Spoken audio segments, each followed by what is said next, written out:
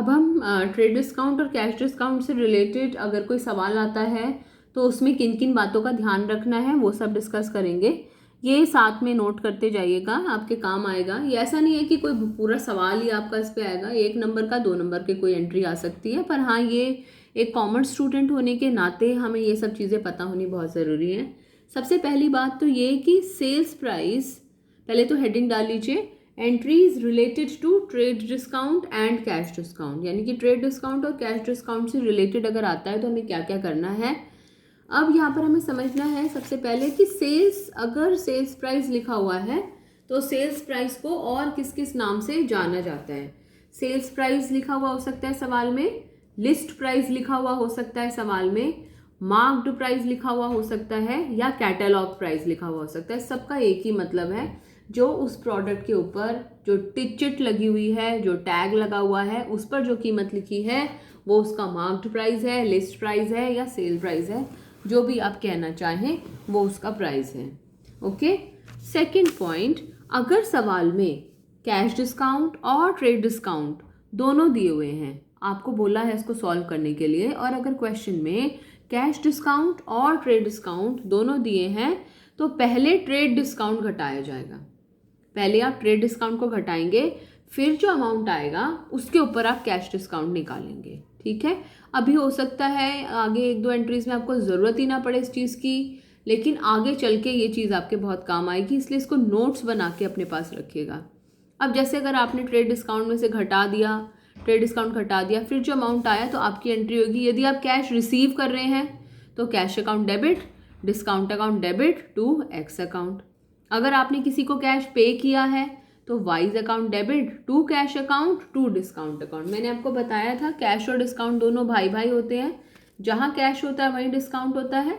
अगर cash debit है तो डिस्काउंट भी डेबिट, अगर कैश क्रेडिट है तो डिस्काउंट भी क्रेडिट। और ये कौन सा वाला डिस्काउंट है, ट्रेड डिस्काउंट है या कैश डिस्काउंट है? ये है कैश डिस्काउंट हमेशा, क्योंकि जर्नल एंट्री में दर्शाया गया है। ट्रेड डिस्काउंट कभी भी जर्नल एंट्री में नहीं आता है।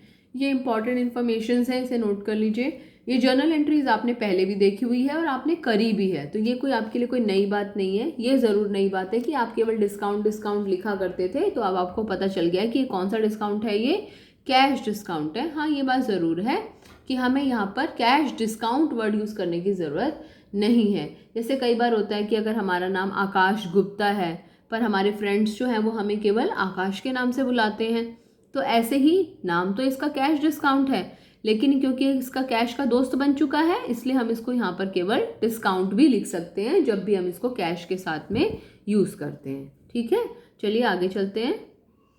ये क्वेश्चन है जिसे आप नोट कर सकते हैं। परम सोल्ड गुड्स ऑफ ₹10,000। गुड्स का प्राइस जो है, list price, marked price, sale price, catalogue price, कुछ भी हो सकता है। जो उसका प्राइस है वो 10,000 है और 10% ट्रेड डिस्काउंट और 2% कैश डिस्काउंट। हमने गुड्स बेची हैं, जब हमने गुड्स बेची हैं तो कैश हमारे पास आएगा। तो पहले हम गुड्स को बेचने की एंट्री करेंगे और फिर हम कैश रिसीव करने की एंट्री कर सकते हैं। चलिए देखते हैं क्या किया होगा हमने, इसमें कैसे कैलकुलेशन करी होगी। इधर ध्यान ना दें, पहले इधर ध्यान देंगे। सबसे पहले लिस्ट प्राइस, उसका लिस्ट प्राइस कितना है? 10,000। नोट कर लीजिए, लिस्ट प्राइस 10,000 हो गया। अब बताओ, ट्रेड डिस्काउंट और कैश डिस्काउंट दोनों में से पहले क्या घटाओगे? पहले घटाओगे ट्रेड डिस्काउंट, तो 10,000 का 10%, ये हमारा ट्रेड डिस्काउंट हो गया। Trade discount at the rate of 10%, 10,000 का 10% हुआ 1,000। 10,000 में से 1,000 घटाया तो हमारा अमाउंट आ गया 9,000। अब जो अमाउंट आया है इस अमाउंट के ऊपर हम निकालेंगे कैश डिस्काउंट। कितना कैश डिस्काउंट है? 2%। तो 2% हमने किसका 2% निकालना है? 9,000 का। तो ये हमने 2%, हमने 9,000 का 2% निकाला है। तो 9,000 का 2% निकाला, 180 आ गया। 9,000 में से 180 घटाया तो 8,820 रुपये, ये वो कैश है जो हमने वास्तव में रिसीव किया। This amount of cash we have received. अब अगर वो हमें बोले कि जर्नल एंट्री करके दिखाओ, इसका मतलब क्या है? हमने इतना तो कैश रिसीव किया है, इतना डिस्काउंट और इतने का सामान बेचा है। समझ रहे हैं? क्योंकि ट्रेड डिस्काउंट को हम जर्नल एंट्री में नहीं लिखते हैं। इतना तो हमारा बिल में लिखा हुआ दिखाई देगा।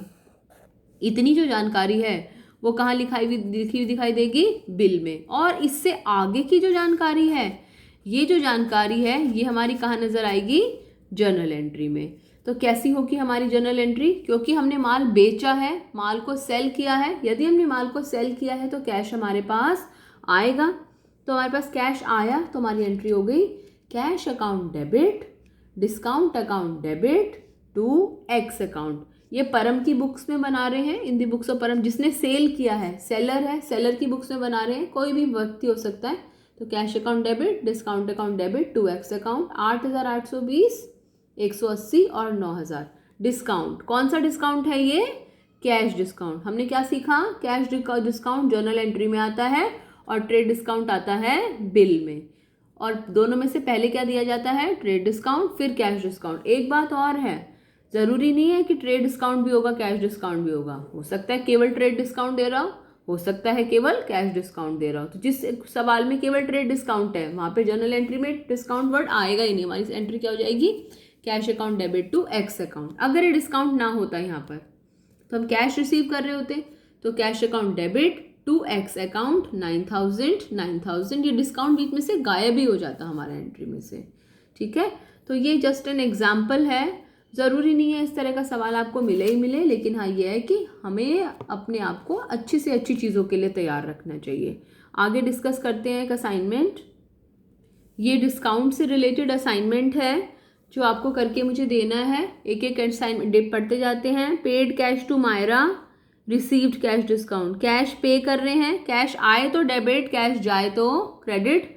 तो कैश और डिस्काउंट दोनों भाई भाई हैं, तो जहाँ कैश होगा वहीं डिस्काउंट होगा। कोई कैलकुलेशन वगैरह यहाँ पर करने की ज़रूरत नहीं।